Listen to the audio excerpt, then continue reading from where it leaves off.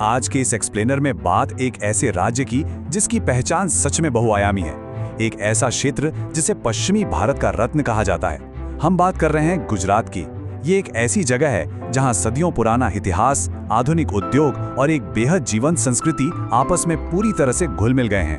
तो आइए सीधे तथ्यों और ऐतिहासिक स्रोतों के जरिए इस क्षेत्र की गहराई को समझते हैं। आगे बढ़ने से पहले एक नज़र इस विश्लेषण के रोड मैप पर डाल लेते हैं।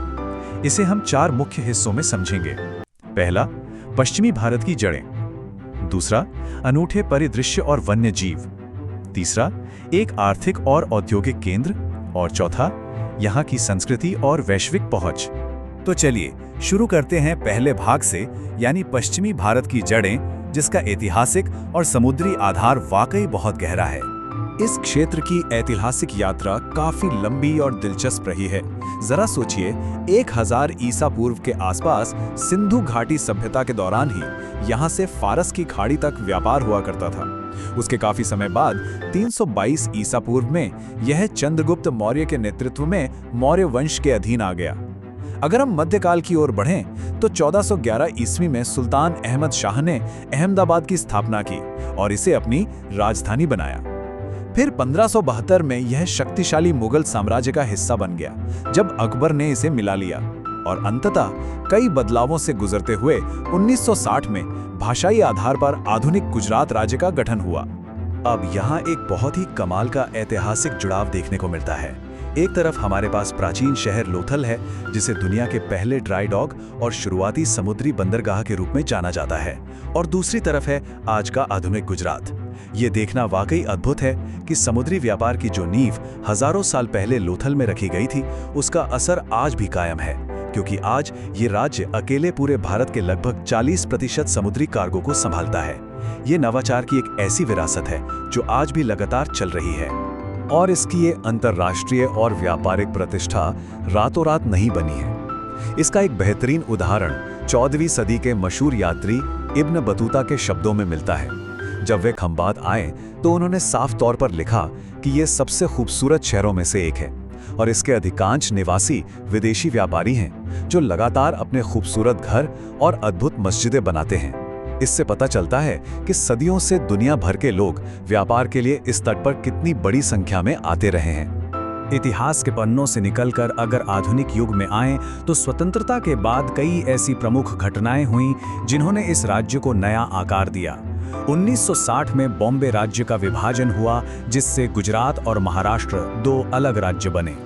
फिर 2001 में कच्छ में 7.7 तीव्रता का एक बेहद विनाशकारी भूकंप आया, जिसमें भारी तबाही हुई और लगभग 20,000 जानें गईं।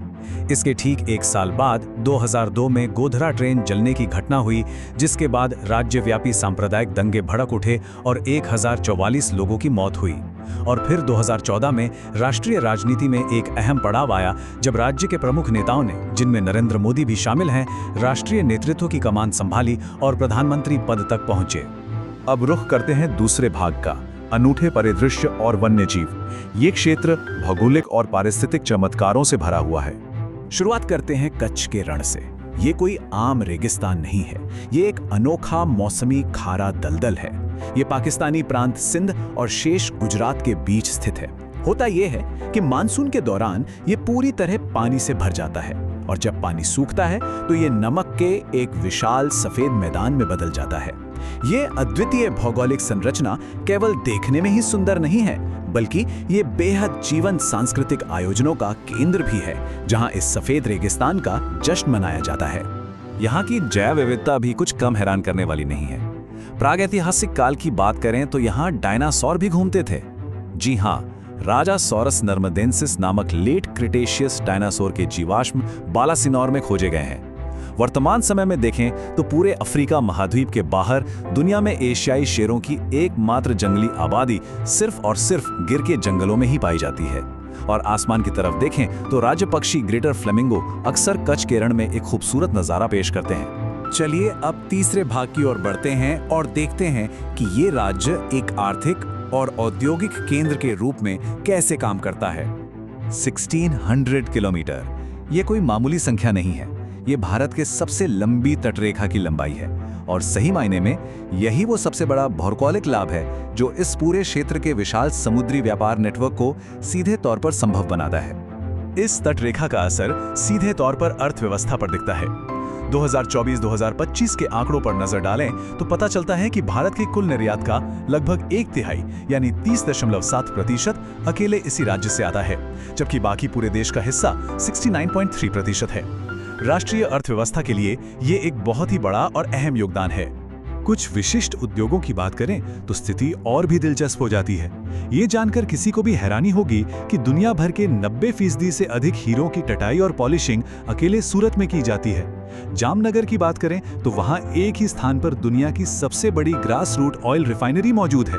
और अगर दवा उद्योग या फार्मास्यूटिकल्स को देखें तो देश में बनने वाली कुल दवाओं का 33% हिस्सा यही निर्मित होता है। ये औद्योगिक पैमाने का एक बहुत ही विशाल रूप है। लेकिन आर्थिक ताकत सिर्फ बड़ी रिफाइनरियों या फैक्ट्रियों तक ही सीमित नहीं है। अमूल सहकारी मॉडल इसका एक जबरदस्त उदाहरण है। ये मॉडल बहुत ही सरल लेकिन प्रभावी चरणों पर काम करता है। स्थानीय किसानों से सीधे दूध खरीदना, उसका प्रसंस्करण करना, उत्पादों की पैकेजिंग करना और फिर सीधे ग्राहकों तक विपणन या डायरेक्ट मार्केटिंग करना। इस मॉडल ने बीच के बिचौलियों को पूरी तरह खत्म कर दिया, जिससे भारत में श्वेत क्रांति की शुरुआत हुई और ग्रामीण समुदायों को आर्थिक रूप से मजबूत बनाया। और इस सफलता के पीछे का जो मानवीय पहलू है वो सबसे ज्यादा प्रभावित करता है। अमूल कोई आम प्राइवेट कंपनी नहीं है। Gujarat cooperative milk marketing federation के नाम से जाने जाने वाले इस उद्यम का संयुक्त स्वामित्व लगभग 26 लाख स्थानीय दूध उत्पादकों के पास है। ये एक साथ मिलकर काम करने की एक अभूतपूर्व मिसाल है। अब हम अपने चौथे और अंतिम भाग में प्रवेश करते हैं, संस्कृति और वैश्विक पहुंच।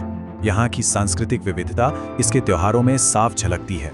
नवरात्रि का त्योहार दुनिया भर में अपने ऊर्जावान रास गरबा, लोक नृत्य और खूबसूरत पारंपरिक चनिया चोली पोशाक के लिए जाना जाता है। वहीं मकर संक्रांति का नज़ारा आसमान में उड़ती अनगिनत पतंगों और एक खास स्थानीय व्यंजन उंधियू के बिना अधूरा है। ये परंपराएं स्थानीय जीवन शैली का एक बहुत ही गहरा और रंगीन हिस्सा हैं। लेकिन ये संस्कृति कभी भी केवल राज्य की सीमाओं के भीतर सिमट कर नहीं रही। एक लंबे समय से चली आ रही व्यापारिक सोच और अरब सागर के करीब होने के कारण यहाँ के लोगों ने स्वाभाविक रूप से एक वैश्विक और महानगरीय संस्कृति को अपनाया। प्राचीन समुद्री यात्राओं ने इंडोनेशिया और फिलीपींस तक प्रारंभिक बस्तियां बसाईं।